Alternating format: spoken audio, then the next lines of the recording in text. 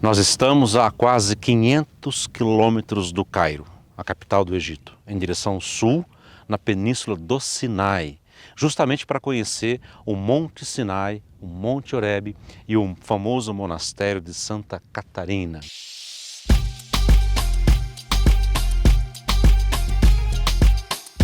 Esse monastério foi construído pela rainha Helena por volta do ano 340 depois de Cristo, claro. Muitos dizem que foi a rainha Helena, através do imperador Constantino, que determinou a localização do Monte Sinai. Por isso que mandou construir o monastério aqui.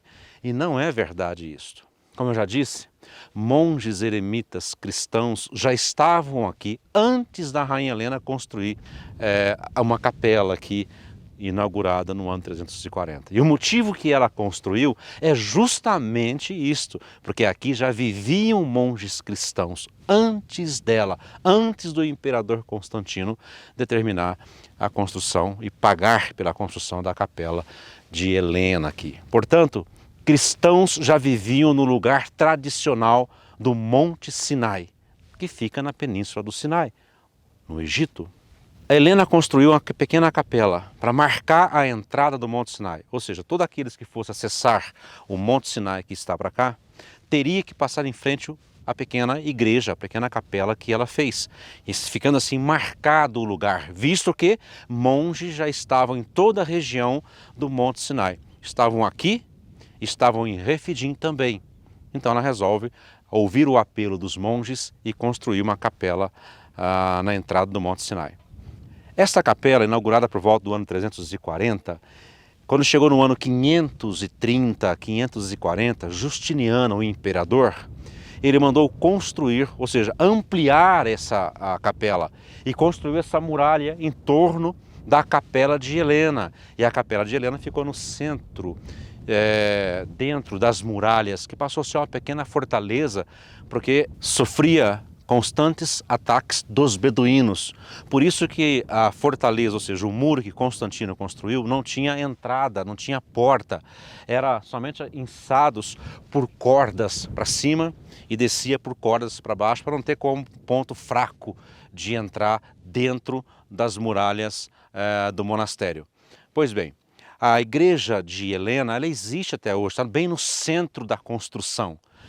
Significa que é o monastério mais antigo que tem na Terra e a menor diocese do mundo, porque são só eles. Não está ao controle da igreja romana, católica romana, e sim ao controle da igreja grega. Portanto, este monastério guarda no seu interior a capela de Helena. Tudo aqui é muito antigo, nada foi mexido. Lá dentro é tudo original, praticamente aí do ano 300, né? Aí dentro tem dois lugares muito importantes, além da capela de Helena. O Poço de Arão, poço de água que Moisés, quando veio para cá, encontrou o seu sogro Reu ou Jetro, e um pé de sarça enorme, que eu li no livro da Peregrina Etérea, quando esteve aqui no ano 380 e visitou a capela de Helena, e já naquela época, ela conta em seu livro que ela viu um pé de sarça, que os monges cuidavam muito desse pé de sarça. E por incrível que pareça, aqui nesse canto de cá do monastério, existe um pé de sarça enorme. Claro que eu não vou dizer aqui quem é o pé de sarça daquela época, mas está escrito no livro chamado Itinerário da Peregrina Etérea, que esteve aqui no ano 384. Né? Então, como eu já disse, aqui dá acesso ao Monte Sinai. Quem sobe o Monte Sinai não sobe durante o dia, porque o sol é impiedoso, sobem à noite. Então, na madrugada, saem dos hotéis que ficam aqui próximo, vêm para o Monte Sinai e começa a subida por 4 horas subindo a montanha. Nós temos aqui também algumas coisas interessantes que eu vou mostrar depois, que vai dar embasamento, que aqui realmente, além da história da Rainha Helena, tem outro fator que também vai dando embasamento histórico, que aqui realmente foi o lugar onde Moisés trouxe o povo depois que saiu da peregrinação e recebeu as tábuas das leis lá em cima do Monte Sinai.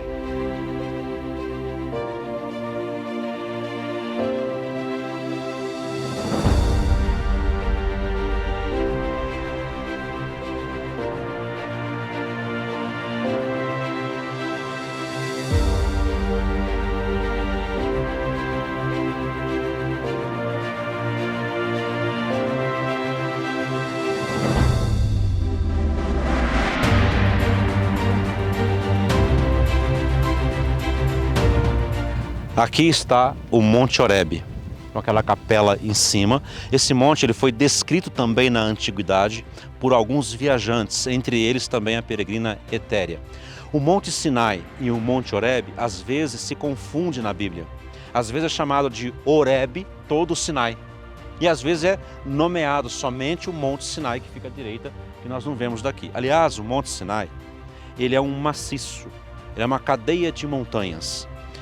No maciço do Sinai, nós temos um mais alto, que é o Jebel Musa, que este é o monte tradicional onde Moisés subiu. Então, Monte Horebe e atrás aqui o Monte Sinai.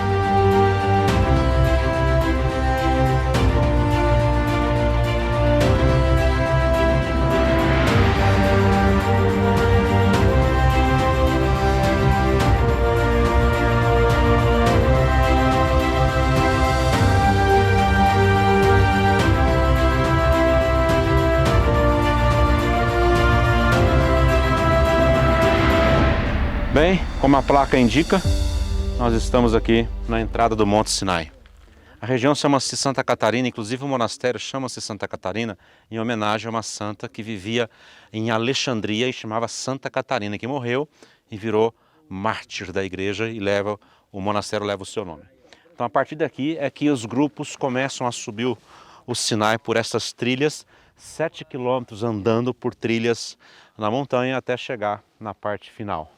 São 2.490 metros de altura e mais ou menos calculo que 4 horas para subir, porque vai fazendo paradas. Aí você me pergunta, mas Carlos, por que o povo sobe, os grupos sobem?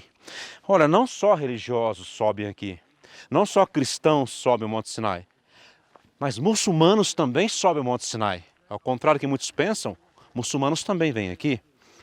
Católicos, evangélicos, aventureiros também vêm até o Monte Sinai. Os católicos e os evangélicos vêm pela história do Monte Sinai, história de Moisés, a história dos 10 mandamentos, que Moisés subiu até o alto, né? E de lá recebeu das mãos de Deus as tábuas contendo os 10 mandamentos.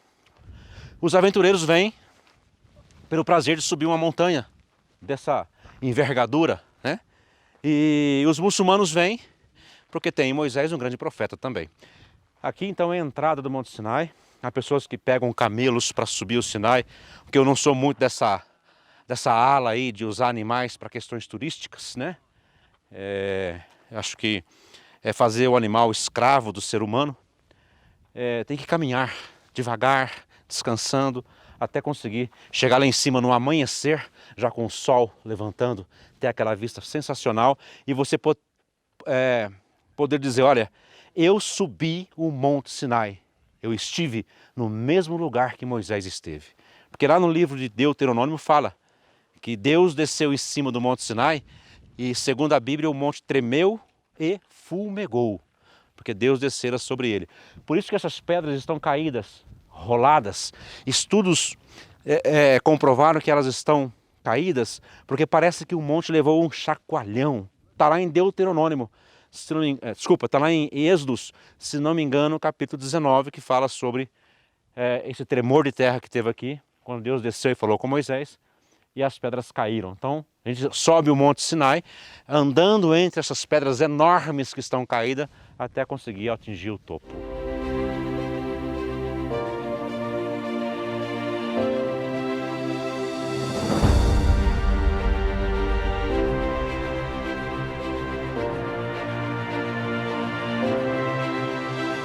Eu quero convidar você a vir no Monte Sinai, a conhecer esse lugar épico, antigo, que tem uma história fantástica, a história de Deus, a história de Moisés, a história da criação do povo de Israel, porque aquele bando que saiu do Egito como escravo só foram estabelecidos como nação aqui. Portanto, venha com a Caprice, viaje com a Caprice para o Egito, venha conhecer o Monte Sinai. Tenha certeza que será a melhor viagem da sua vida.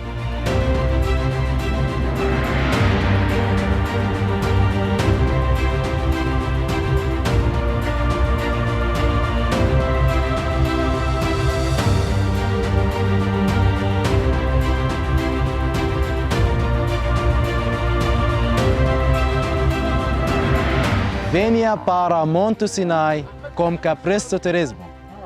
Agora eu vou entrar no pátio do monastério. Vamos conhecer aqui uma parte muito antiga, que é do ano 540, mais ou menos, da época do imperador Justiniano, que ampliou aquilo que Helena fez no ano 340.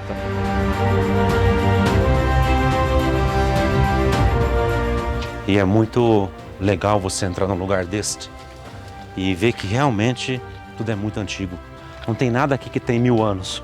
Tudo aqui é do ano 540, o externo, e o interno, a capela principal, é do ano 340, por volta disso, construída pela rainha Helena.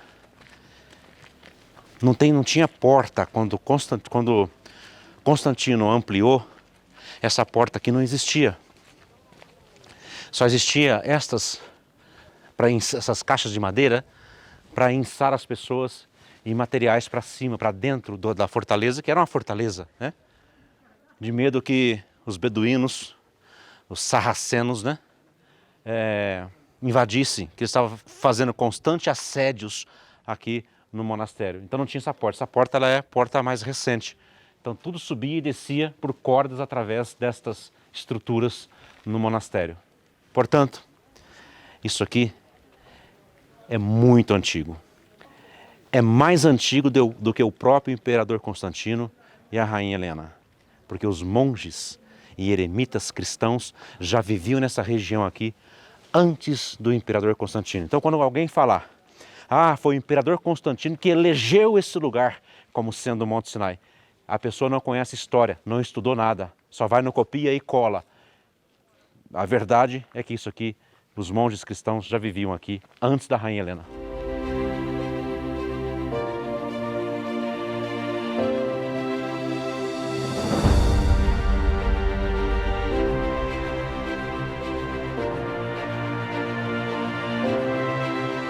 Eu queria muito mostrar para vocês lá dentro, mas decepção, está fechado. E lá dentro, o que nós iríamos ver? A capela de Helena,